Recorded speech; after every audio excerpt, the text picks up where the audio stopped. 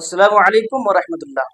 ناظرین کرام، ہمیں اور آپ کو کچھ چیزوں سے پہلے غنیمت سمجھنا چاہیے، اور میں آپ کو اسی کے متعلق ہی آج بیان کروں گا اور اسی کے متعلق ہی بتاؤں گا۔ بیان کرنے سے پہلے آپ سے ایک چھوٹی سی گزارش ہے کہ آپ چینل کو سبسکرائب کریں اور ویڈیو کو لازماً شیئر کریں۔ ناظرین کرام، آپ چند چیزوں سے پہلے غنیمت سمجھیے۔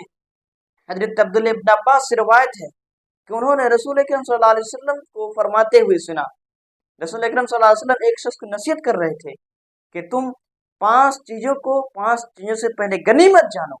ناظرین کرام، یہاں پہ ان تمام باتوں پر توجہ دینے کی ضرورت ہے۔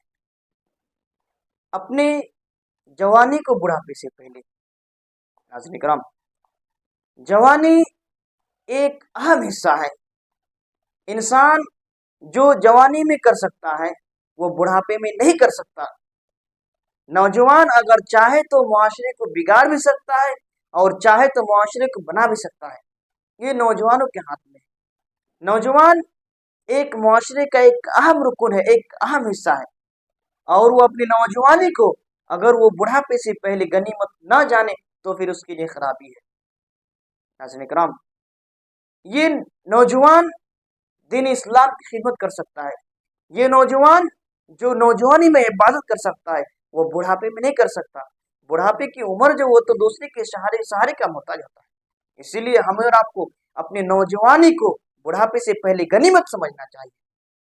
اور نمبر 2، اپنی صحت و تندرستی کو بیماری سے پہلے۔ اللہ تعالیٰ نے اگر آپ کو صحت دیا ہے، اگر آپ کے پاس صحت ہے تو آپ اپنی اس صحت کے مطابق ہی کام کیجیے۔ جو آپ صحت و تندرستی میں کر سکتے ہیں وہ آپ بیماری میں نہیں کر سکتے۔ آپ کے پاس صحت ہے تو آپ ہر وہ کام کر سکتے ہیں جو آپ کرنا چاہیں، لیکن جب آپ بیمار ہو جائے تو نہ آپ صحیح طریقے سے کھا پی سکتے ہیں اور نہ آپ اللہ تعالیٰ کی عبادت کر سکتے ہیں اور نہ کچھ کر سکتے ہیں۔ اسی لیے اپنی صحت کو، اپنی تندرستی کو غنیمت سمجھنا چاہیے بیماری سے پہلے، کہیں بیمار نہ ہو جائے۔ اسی لیے ہم اور آپ کو اپنی صحت کی فکر کرنی چاہیے۔ ناظرین کرام، اور تیسری چیز جو ہے وہ ہے اپنی مالداری کو فقر و فاقہ سے پہلے۔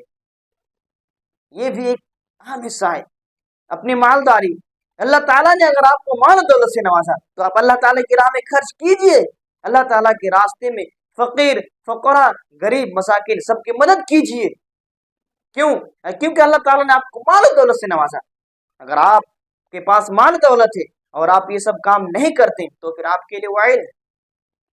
ناظرین کرام، اپنی مالداری کو غنیمت سمجھنا چاہیے فقر و فاقہ سے پہلے، کیونکہ جب انسان محتاجی کے حالات میں ہوتا ہے، جب انسان فقر و فاقہ کے حالات میں ہوتا ہے تو وہ نہ اچھا کپڑا پہن سکتا ہے، نہ وہ بہترین کوئی چیز کھا سکتا ہے اور نہ ہی لوگوں کی مدد کر سکتا ہے۔ اسی لیے اللہ تعالیٰ نے اگر آپ کو مال و دولت سے نوازا ہے تو آپ کیا کریں؟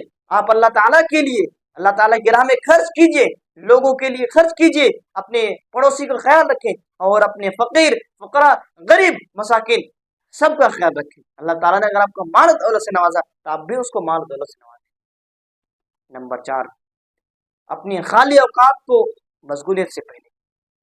یہ جو ہمارے پاس خالی اوقات ہیں ہم یوں ہی باتوں میں بتا دیتے ہیں، یوں ہی موبائل دیکھنے میں بتا دیتے ہیں۔